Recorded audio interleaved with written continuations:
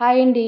Welcome to my channel. ముందుగా ఎవరైనా first time ఈ ఛానల్ చూస్తూ ఇంకా ఛానల్ని సబ్స్క్రైబ్ చేసుకోకుండా చూస్తున్నట్లయితే ప్లీజ్ ఛానల్ని సబ్స్క్రైబ్ చేసుకోండి.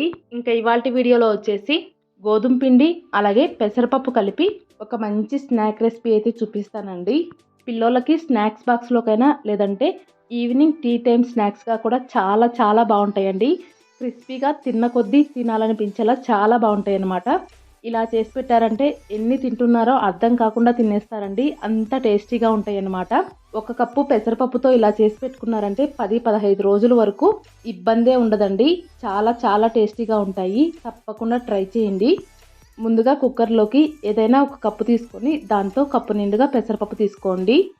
ఇప్పుడు ఆ పెసరపప్పుని శుభ్రంగా 1-2 సార్లు కడిగేసి ఇలా కుక్కర్లోకి సగం వరకు నీళ్లు తీసుకోండి. అలాగే కుక్కర్ మూత కూడా పెట్టేసి స్టవ్ పైన పెట్టేసి 2 విజిల్స్ రానిచ్చుకోండి.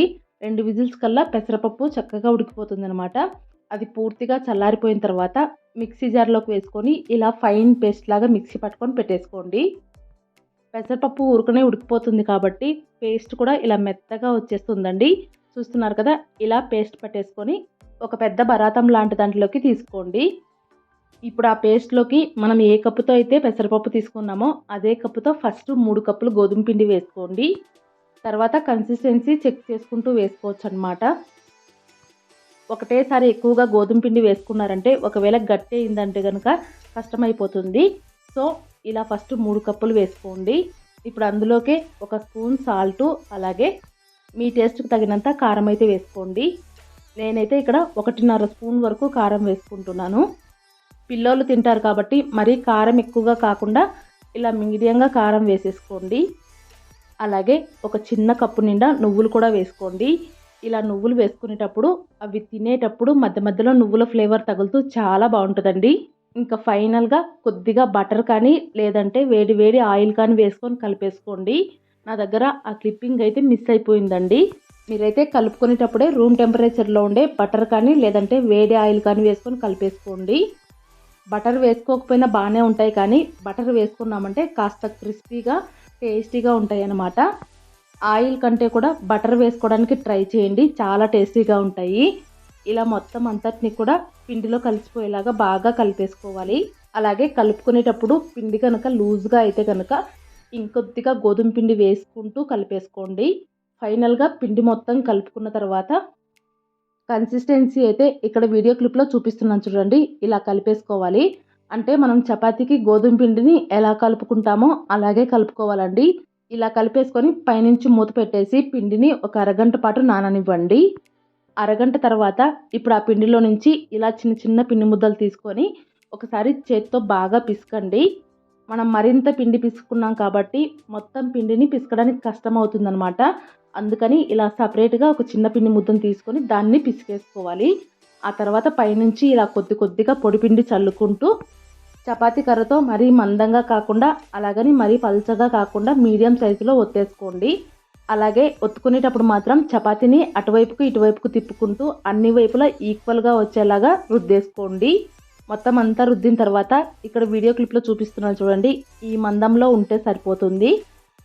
ఇప్పుడు కత్తితో కానీ లేదంటే ఇలా పిజ్జా కట్టర్తో కానీ ఫస్ట్ సైడ్ అంచులన్నింటినీ నీట్గా కట్ చేసేయండి.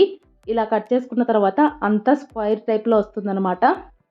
సైడ్ అంచులన్నింటినీ తీసేసిన తర్వాత ఇలా స్క్వైర్గా ఉంటుందన్నమాట. ఇప్పుడు వాటిని మీకు కావాల్సిన షేప్లో కట్ చేసేసుకోండి. నేనైతే అన్ని డైమండ్ షేప్లో కట్ చేసుకుంటున్నానండి.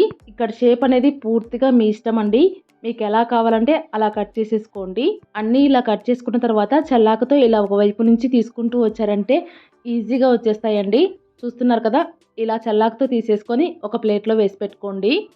తీసుకునేటప్పుడు ఒకదానికొకటి అంటుకుపోయినా ఏం ప్రాబ్లం లేదండి. మనం ఆయిల్లో వేసిన తర్వాత విడిపోతాయి అన్నమాట. ఇలా అన్నింటినీ తీసేసుకొని ప్లేట్లో వేసి పెట్టుకోండి. ఇలాగే మిగిలిన పిండితో కూడా అన్నింటినీ ఇలా చిన్న చిన్న బిస్కెట్లలాగా చేసి పెట్టుకోండి. ఎవరైనా ఒకరు ఇలా చేసి ఇచ్చే వాళ్ళు ఉండి ఒకరు కాల్చుకున్నారంటే చాలా తొందరగా అయిపోతాయి అన్నమాట. ఒక్కరే చేసుకోవాలంటే కొద్దిగా టైం పడుతుంది. ఇలా ఒక 2-3 వాయిలకు సరిపడినన్ని చేసేసుకొని ఒక ప్లేట్లో పెట్టేసుకోండి. అలాగే స్టవ్ పైన డీప్ ఫ్రైకి సరిపడినంత ఆయిల్ కూడా పెట్టేసి ఆయిల్ని మీడియం ఫ్లేమ్లో హీట్ అవ్వనివ్వండి. ఇలాంటివి ఏవైనా ఫ్రై చేసుకునేటప్పుడు ఆయిల్ని మాత్రం మీడియం ఫ్లేమ్లోనే హీట్ చేసుకోవాలి. ఒకవేళ హై ఫ్లేమ్లో హీట్ చేసుకున్నారంటే ఆయిల్ తొందరగా కాలిపోయి మనం వేసిన తర్వాత ఎమ్మటే మాడిపోతాయండి. సో మీడియం ఫ్లేమ్లో హీట్ చేసుకున్నారంటే ఈవెన్గా ఫ్రై అవుతాయి. ఫస్ట్ ఆయిల్ పెట్టిన తర్వాత ఒక 5 నిమిషాల పాటు మీడియం ఫ్లేమ్లోనే వదిలేసేయండి. ఆ తర్వాత ఆయిల్ వేడెక్కిందో లేదో చెక్ చేసుకోవడానికి మనం చేసుకున్న వాటిల్లో నుంచి ఒకటి తీసి ఇలా ఆయిల్లో వేశారంటే ఎమ్మటే పైకి రావాలండి. అలా వచ్చిందంటే ఆయిల్ పర్ఫెక్ట్గా వేడెక్కినట్లు. ఇప్పుడు అందులోకి కొన్ని బిస్కెట్లని ఇలా ఆయిల్లో వేసుకోవాలి.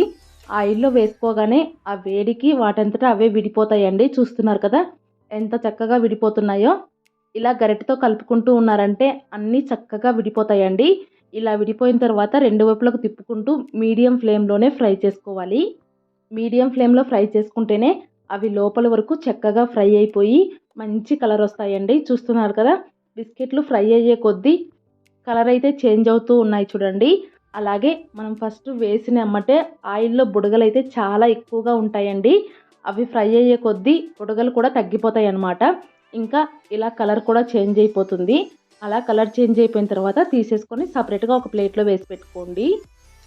ఇలాగే మిగిలిన వాటన్నింటినీ కూడా చేసుకుంటూ ఫ్రై చేసేసుకోవడమేనండి. చాలా బాగుంటాయి అన్నమాట. ట్రై చేసి చూడండి.